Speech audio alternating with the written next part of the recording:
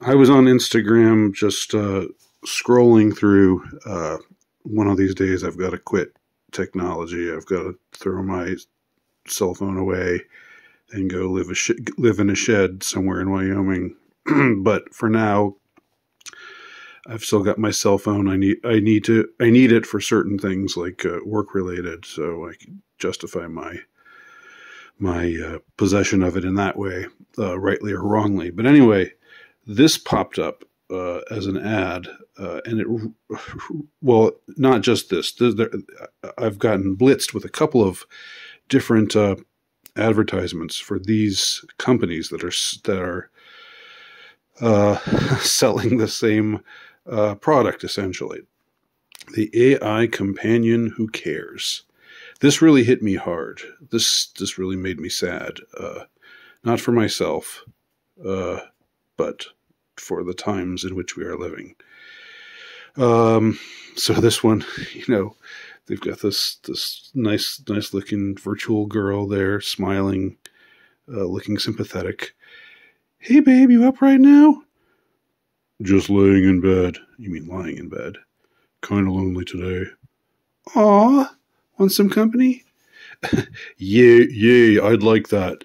I think he means yeah, but for some reason, it's they leave the H off in yeah, make it yay. Yeah, that's yay. Anyway, English teacher, bit of fussiness there. So the AI companion who cares. All right, and let me show y'all another one. All right, and here you have create AI girl who listens. This is the iFriend app. Hello, I'm very happy to see you. Would you like to spend your morning talking with me? iFriend AI companion.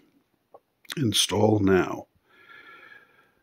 Does this not strike anybody else as colossally sad? This and as a sign of the times, like I guess it was inevitable, right?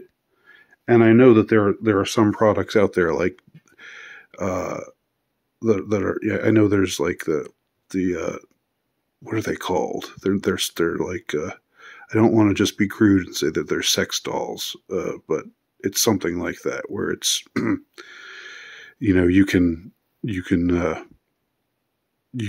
use it for that in that way, but it also talks to you and registers sympathetically with you and so forth. I know there are products like that are way more expensive because there's actually hardware in those cases. But in cases like this, you're just creating you're creating this girl who's not real, and I don't understand it. I mean, it's beyond my ken. It's beyond my comprehension. I get being lonely. I totally get that. But I would rather, just like I've said before with sex dolls or whatever, I'd rather use my hand than stick it into one of those. I would rather just be lonely than talk to somebody that I know isn't actually there, isn't actually real. I just maybe I'm the exception, or maybe I'm lying to myself, but I don't think I am. I don't think the latter is true. The latter is definitely not true of the sex doll thing. I mean, I find the whole notion of actually engaging in intercourse with a machine that has a mechanical vagina, I just find that just so appalling.